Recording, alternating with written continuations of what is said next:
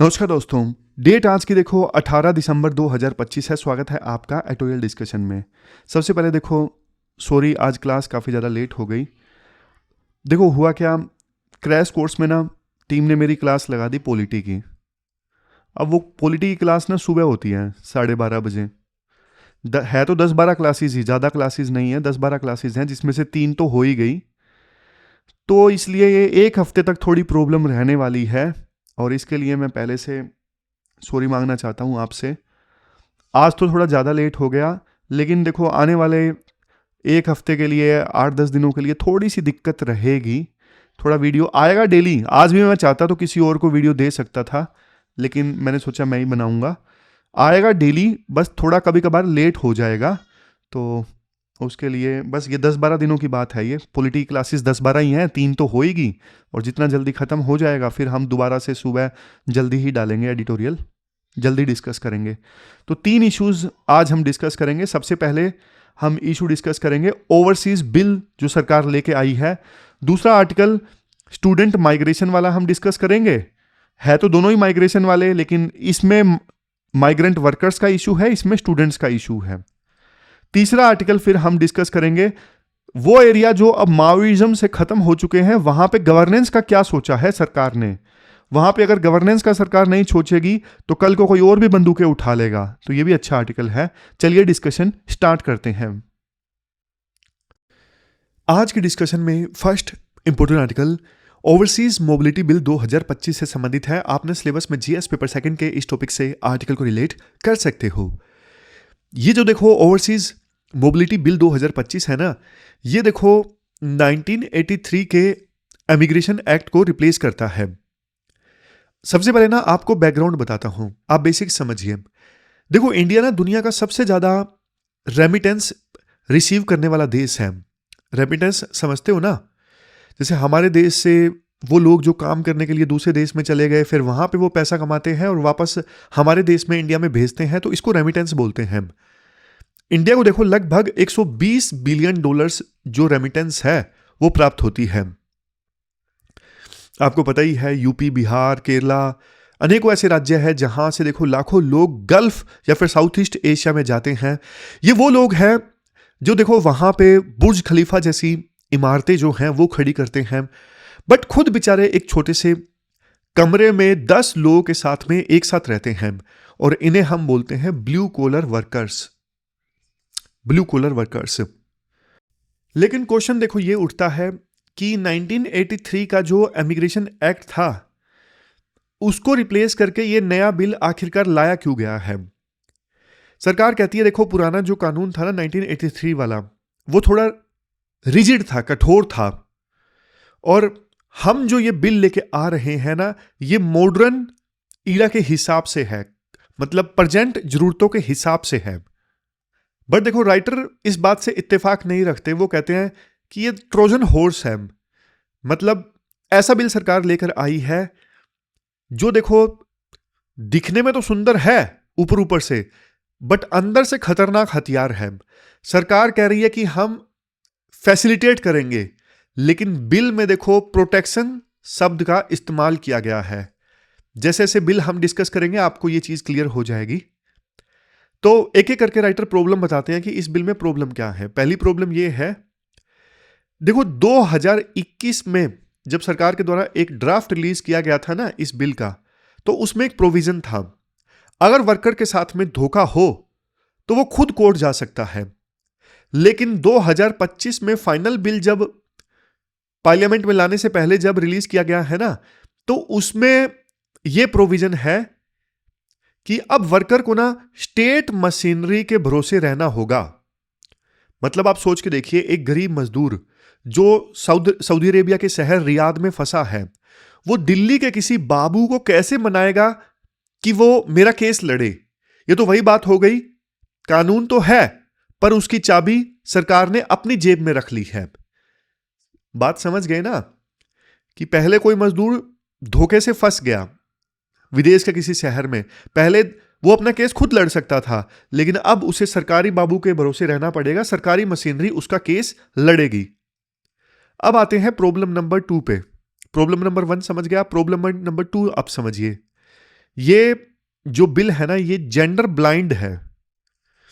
देखो, माइग्रेशन जो होती है ना, वो कोई न्यूट्रल चीज नहीं होती। महिलाओं के लिए माइग्रेशन ज्यादा खतरनाक है। कई बार धोखे से उनकी ट्रैफिकिंग कर ली जाती है और ये प्रोस्टिट्यूशन वाले धंधे में उन्हें धकेल दिया जाता है। तो 2021 के ड्राफ्ट में ना, महिलाओं और बच्चों के खिलाफ अगर कोई क्राइम करता है तो हैवी पेनल्टीज लगाने का प्रोविजन था, लेकिन नए बिल ने ना इसे डाइल्यूट कर दिया है और महिलाओं और बच्चों की जगह सिर्फ वल्नरेबल क्लासेस लिख दिया गया है। सिर्फ और सिर्फ वल्नरेबल क्लासेस। जब देखो आप स्पेसिफिक नहीं लिखते ना, तो फिर जस्टिस ना वेग हो जाता है, धुंधला हो जाता है।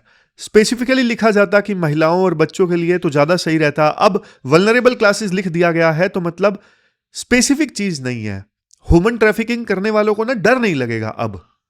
तो ये दूसरी प्रॉब्लम है। ह्यूमन ट्रैफिकिंग पे साइलेंट है ये बिल। अब तीसरी प्रॉब्लम की बात करते हैं। देखो, एक मजदूर है, महेश है, वो बिहार से कतर कैसे जाता है? एक एजेंट के जरिए, सीधी सी बात है। वो एजेंट देखो लाखों में फीस लेता है, आपको पता है। इसके लिए मजदूर कई बार अपनी जमीन भी गिरवी रखता है। महेश अपनी जमीन भी गिरवी रख देगा। या देखो, वो बहुत ज्यादा हाई इंटरेस्ट पे लोकल सुरेश नाम का जो लैंडलॉर्ड है उससे लोन लेता है। इसे कहते हैं डेट बॉन्डेज, यानी कर्ज के जाल में फंस जाता है महेश। समझ गए? पुराने ड्राफ्ट में एक प्रोविजन था कि एजेंट को ना सारी फीस डिस्क्लोज करनी होगी कि उसने कितनी फीस ली है महेश जैसे लोगों से। लेकिन नए बिल में ये जो प्रोविजन है ये गायब है। फिर नेक्स्ट बात आती है कॉन्ट्रैक्ट सब्स्टिट्यूशन की। अब देखो, वर्कर साइन करता है, मान लो किसी एजेंट ने उसकी जॉब लगवाई है 50,000 रुपए में, तो कॉन्ट्रैक्ट वर्कर साइन करवाता है, मतलब एजेंट वर्कर से कॉन्ट्रैक्ट साइन करता है कि 50,000 रुपए सैलरी मिलेगी। वहां पहुंच के उसे मजबूर किया जाता है कि नया कॉन्ट्रैक्ट साइन करो, और नए कॉन्ट्रैक्ट में सैलरी दी जाती है सिर्फ 20,000 रुपए। तो नए बिल में ना इन एजेंट्स पर लगाम कसने का कोई सॉलिड मैकेनिज्म नहीं रखा गया है कि ऐसे एजेंट्स के ऊपर लगाम कैसे लगाई जाए जो धोखा दे देते हैं। पहले बोलते हैं 50,000 सैलरी, वहां पे बोलते हैं सिर्फ 20,000 सैलरी। फिर चौथी प्रॉब्लम की बात करते हैं राइटर। देखो, सरकार ना एक इंटीग्रेटेड इंफॉर्मेशन सिस्टम ला रही है। सुनने में तो अच्छा लगता है कि हाँ, माइग्रेंट्स को सारी इंफॉर्मेशन एक ही जगह से मिल जाएगी, लेकिन राइटर कहते हैं उस इंटीग्रेटेड इंफॉर्मेशन सिस्टम के थ्रू ना सरकार सर्विलियंस इंक्रीज कर देगी। सरकार वर्कर का डेटा तो ले रही है, लेकिन उस डेटा का जो यूज है ना, सरकार मदद करने के लिए कम बल्कि मॉनिटरिंग के लिए ज्यादा यूज करेगी। व्हाट्सएप पे जो फेक जॉब स्कैम चलते रहते हैं ना, उनको रोकने के बारे में कोई जिक्र नहीं है इस बिल में। तो ये चौथा प्रॉब्लम है, चौथा इशू है। फिर पांचवी प्रॉब्लम के बारे में राइटर बताते हैं। पांचवी प्रॉब्लम के बारे में राइटर ये बताते हैं कि माइग्रेशन देखो ग्राउंड लेवल पे होती है। गांव गांव में एडवर्टाइजमेंट लगवाए जाते हैं एजेंटों के द्वारा कि देखो हम आपको कनाडा पहुंचा सकते हैं, गल्फ में नौकरी लगवा देंगे। तो केरला की सरकार को या फिर पंजाब की सरकार को ज़्यादा बेहतर ढंग से पता है कि उनके जो लोग हैं वो कहाँ पे फंसे हैं या फिर कहाँ पे फंस रहे हैं।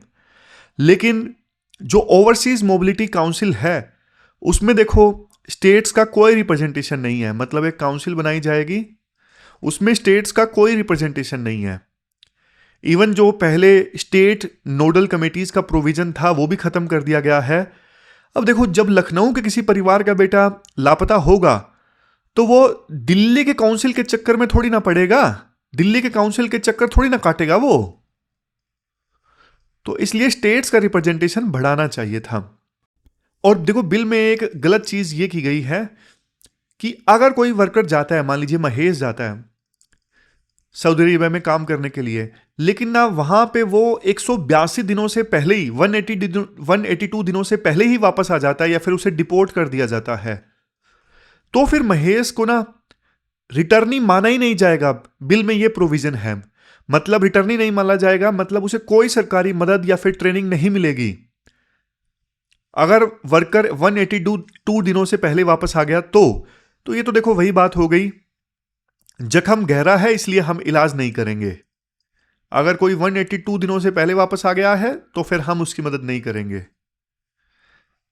अब राइटर एक केस स्टडी बताते हैं लास्ट में। देखो गल्फ कंट्रीज में ना कफाला सिस्टम चलता है। कफाला, इसमें ना वर्कर्स का जो वीजा है उनके कफील से जुड़ा होता है, उनके बॉस से जुड़ा होता है। अगर बॉस बुरा है तो भी देखो वर्कर जो है वो नौकरी नहीं छोड़ सकता। ऐसे में देखो इंडिया का बिल जो था वो ऐसा होना चाहिए था जो काफाला सिस्टम के अगेंस्ट वर्कर्स की ढाल बनता। लेकिन देखो इस पे कुछ ज्यादा नहीं बोला गया है, बल्कि एम्प्लॉयर्स के ऊपर पेनल्टी पे बिल जो है वो खामोश है। तो लास्ट में वे फॉरवर्ड में राइटर ये बोलते हैं कुछ जो चीजें होनी चाहिए बिल में। सबसे पहले तो देखो सेल्फ एडवोकेसी, वर्कर्स को कोर्ट जाने का जो हक है वो मिलना चाहिए, सेल्फ एडवोकेसी। फिर दूसरे नंबर पे ट्रांसपेरेंसी, रिक्रूटमेंट फीस का एक एक रुपया डिजिटल रिकॉर्ड में हो कि एजेंट को कितना रुपया दिया गया है। फिर फेडरल स्ट्रक्चर की बात की गई है। स्टेट्स और ट्रेड यूनियंस को काउंसिल में जगह मिलनी चाहिए क्योंकि स्टेट्स को ज्यादा पता होता है माइग्रेशन के पैटर्न के बारे में। और सबसे लास्ट में कंपनसेशन, सिर्फ एजेंट को फाइन मत करो आप, वो फाइन वर्कर्स को कंपनसेशन के रूप में दिलवाओ भी। तो वे फॉरवर्ड में ये बातें बोली जाती है। ये पूरा आर्टिकल हमने डिस्कस किया, चलते हैं आगे। इसके बाद नेक्स्ट आर्टिकल देखो, इंडियन स्टूडेंट माइग्रेशन के चेंजिंग पैटर्न के बारे में है। आपने सिलेबस में जीएस पेपर सेकंड के इस टॉपिक से आर्टिकल को रिलेट कर सकते हो। देखो सबसे पहले ना बैकग्राउंड डिस्कस करते हैं। पहले जमाने में ना माइग्रेशन का मतलब क्या होता था, जैसे किसी आईआईटीएन का नासा में जाना या फिर हार्वर्ड यूनिवर्सिटी में जाना, इसे हम बोलते थे ब्रेन ड्रेन। लेकिन देखो अब ना माहौल बदल गया है। अब सिर्फ टॉपर्स नहीं जा रहे हैं, अब देखो हर गली मोहल्ले से बच्चे जो हैं वो बाहर जा रहे हैं। आप ना डेटा देखो, 2023 में ना 13,20,000 जो स्टूडेंट्स हैं ना वो बाहर थे, जो कि 2025 तक 13,80,000 हो गए हैं। यानी हर साल बल्कि ज्यादा स्टूडेंट्स बाहर जा रहे हैं। पहले ना बाहर जाके पढ़ना ये सिर्फ एलीट लोगों का खेल हुआ करता था, जैसे पॉलिटिशियंस, सेलिब्रिटीज, इनके बच्चे बाहर जाके पढ़ते थे। लेकिन अब देखो बाहर जाके पढ़ना ये मिडिल क्लास की ना एस्पायरेशन बन चुका है। आज के समय में मिडिल क्लास की एस्पायरेशन बन चुका है कि हमारे बच्चे जो हैं वो फॉरेन में पढ़ते हैं। और पहले जो ना बच्चे बहुत ज्यादा स्कॉलरशिप पे जाते थे, लेकिन अब बच्चे फुल स्कॉलरशिप पे नहीं जा रहे हैं, वो सेल्फ फाइनेंस्ड मॉडल पे जा रहे हैं। इसका मतलब ये है पापा ने अपनी जमीन गिरवी रख दी, माँ ने गहने बेच दिए, और या फिर बैंक से लोन ले लिया, एजुकेशन लोन ले लिया। इससे जो पैसे मिले उसकी सहायता से वो अपनी पढ़ाई को फाइनेंस कर रहे हैं, जो वो विदेश में जाके पढ़ रहे हैं। टॉप डेस्टिनेशन कौन सी है जो बच्चे आज के समय में बाहर जाके पढ़ रहे हैं? USA, Canada, UK, Australia, Germany. लेकिन मुझे एक बात बताओ, इन देशों में तो बच्चे जाके पढ़ रहे हैं मिडिल क्लास वाले, लेकिन क्या उनको अच्छा कॉलेज मिल रहा है? आंसर है नो। अब यहां पे आता है असली खेल। यहां पे आता है खेल किन लोगों का, जो हमने पिछले आर्टिकल में डिस्कस किया, एजेंट्स का, यानी रिक्रूटमेंट एजेंसीज का। ये जो रिक्रूटमेंट एजेंसीज है ना, ये देखो ग्रे जोन में काम करती हैं। ग्रे जोन का मतलब है वो काम जो पूरा तो इलीगल नहीं है, लेकिन काम उनका मोरल भी नहीं है। ये एजेंट्स ना बड़ी बड़ी बातें करते हैं, स्टूडेंट्स को ना बड़ी बड़ी बातें करके, बड़े बड़े सपने दिखा के, वहां के जो कमजोर कॉलेज है ना, वहां के जो सबसे घटिया जो कॉलेज है ना, वहां पे इनका एडमिशन करवा देते हैं हमारे देश के मिडिल क्लास के बच्चों का। क्यों? क्योंकि देखो उन कॉलेजेस से, इन डेवलप कंट्रीज के उन कॉलेजेस से इन एजेंट्स को मिलता है भारी कमीशन। वैसे भी उन घटिया कॉलेजेस में कोई एडमिशन तो लेने वाला था नहीं, लेकिन हमारे देश के मिडिल क्लास के बच्चों को बड़े बड़े सपने दिखा दिए, कॉलेज को बढ़ा चढ़ा के बता दिया, ताकि देखो बच्चों को लगे कि यार क्या ही बढ़िया कॉलेज है भाई, वहां पे जाके जाएंगे, पढ़ेंगे, लाइफ सेट है। लेकिन वहां पे जाके पता लगा यार कैसा कॉलेज है यार, खोदा पहाड़ निकली चुईया, मतलब फंस गए हम तो, पैसा लग गया इतना सारा। और यहां पे ना आप एक टर्म याद रखो, टर्म क्या है? D skilling. इसका मतलब देखो ये है, आपने ना इंडिया से इंजीनियरिंग की, फिर आप यूके गए मैनेजमेंट करने, वहां पे आपको जॉब नहीं मिली, तो आप ना वहां पे गैस स्टेशन पे काम कर रहे हो। क्यों? क्योंकि आप मैनेजमेंट के लिए यूके गए हो, वहां पे आपको अपना खर्चा भी चलाना है, लेकिन आपकी जो इंजीनियरिंग की स्किल थी वो तो खत्म हो गई ना। इसे कहते हैं ब्रेन वेस्ट। यूके की रिपोर्ट ये कहती है कि हर 4 में से सिर्फ एक इंडियन स्टूडेंट को ना स्किल्ड वीजा मिल पाता है, बाकी सब सर्वाइवल के लिए बस भटकते रहते हैं। किसी ने गैस स्टेशन पे काम कर लिया, किसी ने वहां के ग्रोसरी स्टोर में जॉब पकड़ ली, किसी ने गार्ड की जॉब पकड़ ली। समझ गए पॉइंट को? और दोस्तों हमने ना हमेशा एक चीज सुनी है, जो ये एनआरआई लोग हैं वो देखो विदेशों में पैसा कमाते हैं और पैसा कमा के इंडिया में भेजते हैं, रेमिटेंस, जो हमने कंसेप्ट पिछले आर्टिकल में भी डिस्कस किया था। लेकिन यहां पे हो रहा है रिवर्स रेमिटेंस। यहां पे क्या हो रहा है? Reverse remittance. जब देखो इंडियन हाउसहोल्ड्स अपना पैसा, अपनी सेविंग्स, अपना कर्ज फॉरेन इकोनॉमीज में भेजते हैं, फॉरेन इकोनॉमीज को सब्सिडाइज करने के लिए भेजते हैं, तो ये रिवर्स रेमिटेंस है। सोच के देखो इंडिया के लिए कितना नुकसानदायक है। केरला का डेटा दिया जाता है आर्टिकल में। केरला की जो माइग्रेशन सर्वे की रिपोर्ट है 2023 की, वो कहती है कि देखो वहां से स्टूडेंट माइग्रेशन ना 5 साल में डबल हो जाएगा। केरला में स्टूडेंट माइग्रेशन आने वाले 5 सालों में डबल हो जाएगा। और केरला के बच्चे देखो जितना पैसा बाहर भेज रहे हैं ना, वो लेबर माइग्रेंट्स द्वारा भेजे गए पैसे का 20% है। समझ गए? मतलब जितना पैसा केरला की लेबर वापस इंडिया में भेज रही है और जितना पैसा केरला के बच्चे बाहर जाके खर्च कर रहे हैं, वो 20% है लेबर के द्वारा इंडिया में भेजी गई रेमिटेंस का। सोचो, हम गरीब देश होकर अमीर देशों की इकोनॉमी चला रहे हैं। कनाडा में इंडियन स्टूडेंट्स ने ना वहां के जीडीपी में 30.9 बिलियन डॉलर्स का योगदान दिया है। और यूएसए में हर साल हम 7 से 8 बिलियन डॉलर्स सिर्फ ट्यूशन और बाकी खर्चों में लगा रहे हैं। अब आप पूछोगे सर लोग जा क्यों रहे हैं? और आप में से ज्यादातर लोग यही बोलेंगे सर पढ़ाई अच्छी नहीं है इंडिया में तभी तो जा रहे हैं। देखो असली वजह है पीआर के चक्कर में जा रहे हैं, परमानेंट रेजिडेंसी के चक्कर में जा रहे हैं। बच्चे देखो थर्ड वर्ल्ड आइडेंटिटी से ना पीछा छुड़ाना चाहते हैं। वो वहां की सफाई, वहां के लाइफस्टाइल और बाकी चीजों से ना बहुत ज्यादा अट्रैक्ट होते हैं। वो चाहते हैं हमें ब्लू पासपोर्ट मिले, लेकिन रियलिटी बहुत ज्यादा कड़वी है। वहां पे ना रहने की जगह इतनी महंगी है कि एक कमरे में 4 बच्चे रह रहे होते हैं।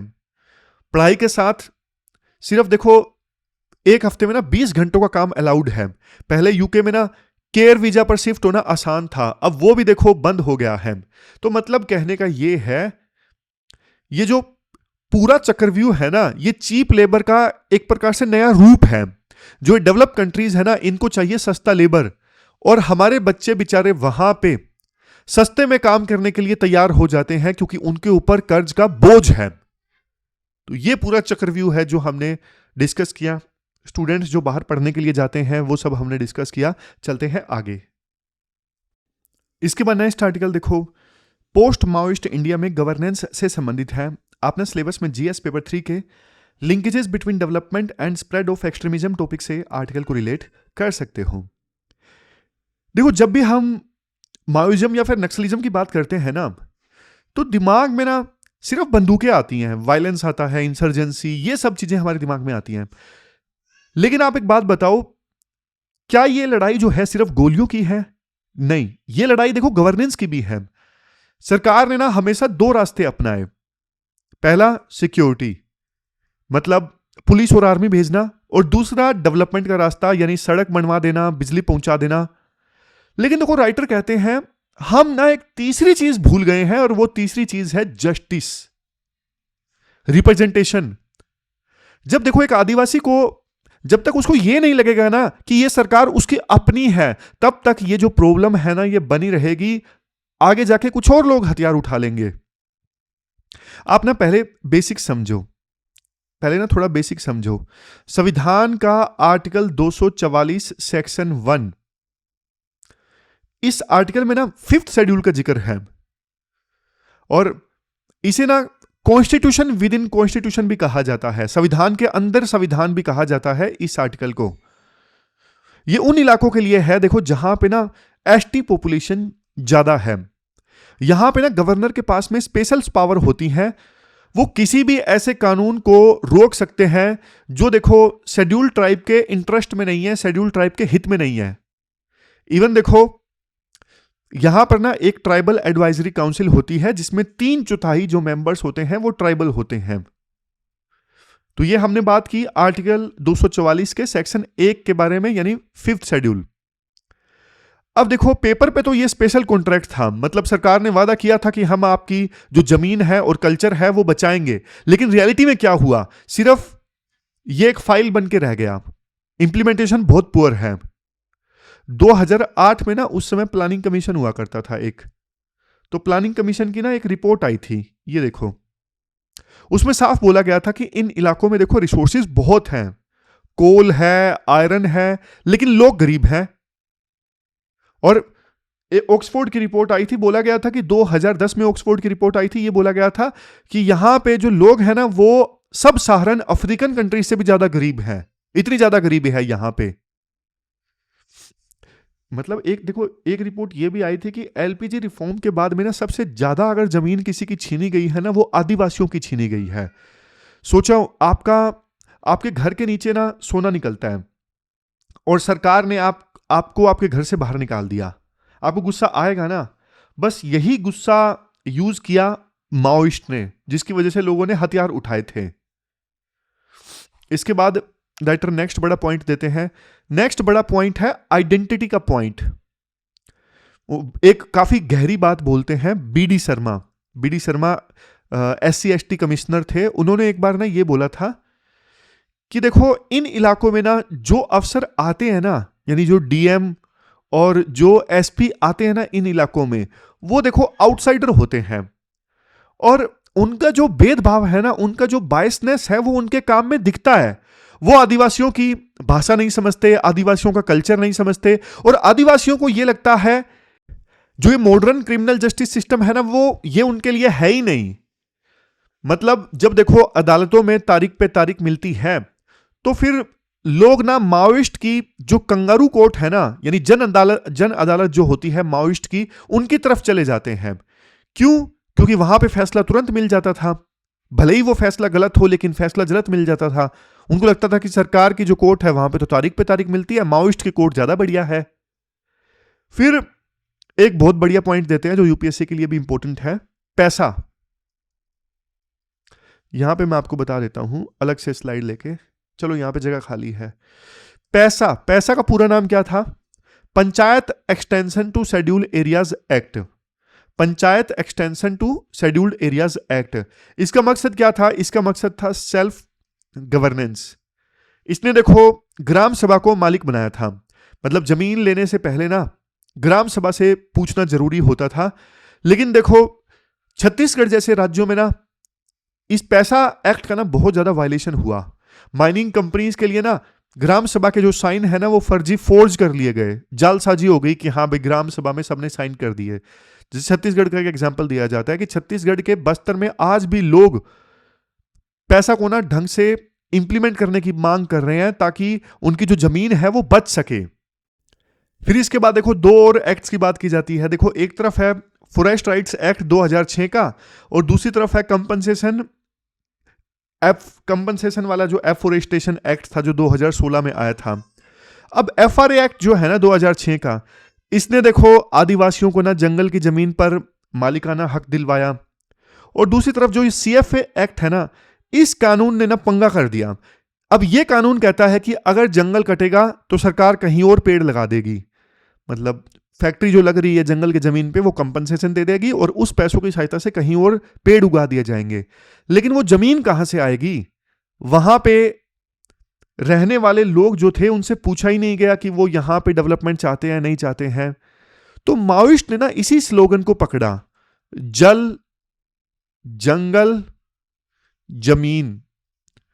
उन्होंने ये कहा कि सरकार तुमसे देखो तुम्हारा हक जो है वो छीन रही है, हम तुम्हें तुम्हारा हक दिलवाएंगे। इसीलिए लोग माओइस्ट के पीछे चल पड़े। तो लास्ट में देखो राइटर ये बोलते हैं माओइज्म जो है ना अब कम हो रहा है और सिक्योरिटी फोर्सेस ने देखो अपना काम कर दिया है, अब बारी है गवर्नेंस की। तो राइटर सजेशन देते हैं हमें देखो फिफ्थ शेड्यूल को ना सिक्स शेड्यूल की तरह बनाना चाहिए। सिक्स शेड्यूल में ना नॉर्थ ईस्ट इंडिया में ना सिक्स शेड्यूल लागू है। अब वहां पे ना सिक्स शेड्यूल जहां पे लागू होता है ना, वहां पे ऑटोनोमस डिस्ट्रिक्ट काउंसिल्स बनाने का अधिकार होता है। ऑटोनोमस डिस्ट्रिक्ट काउंसिल्स बनाई जा सकती हैं सिक्स शेड्यूल के अंदर। अब ऑटोनोमस डिस्ट्रिक्ट काउंसिल्स जो बनाई जाती है ना सिक्स शेड्यूल के अंदर, उनके पास में ना ज्यादा पैसा होता है उन डिस्ट्रिक्ट काउंसिल्स के पास में, और ज्यादा कानूनी ताकत भी होती है। तो हमें ना जो फिफ्थ शेड्यूल वाले एरिया है ना, उनको सिक्स शेड्यूल की तरह ही बनाना चाहिए। तो लास्ट में यह बोला जाता है कि देखो, बंदूक शांत थोड़े समय के लिए कर सकती है, लेकिन अगर ये गवर्नेंस की कमी रही तो फिर देखो नया डिसकंटेंट, नई असंतुष्टि जल्द ही लोगों में पैदा हो जाएगी, और कल कुछ और लोग हथियार उठा लेंगे। फिर ये होगा आपने रूट काज को तो एड्रेस किया नहीं जिसकी वजह से लोगों ने हथियार उठाए थे, वो वाली बात है। तो ये पूरा आर्टिकल हमने डिस्कस किया। लास्ट में क्वेश्चन देख लेते हैं जो आपको अटेम्प्ट करना है। ये क्वेश्चन देखो आपको अटेम्प्ट करना है, 250 शब्दों में इस क्वेश्चन का आंसर देना है, और 15 मार्क्स का ये क्वेश्चन है। ये जो स्टूडेंट्स बाहर पढ़ने के लिए जा रहे हैं ना, मिडिल क्लास वाले, उस बारे में है ये क्वेश्चन। तो ये थी हमारी आज की डिस्कशन। कल मिलते हैं फिर से एक नई डिस्कशन के साथ। तब तक आप अपना ध्यान रखिए, अच्छे से पढ़िए। Thank you very much for discussion.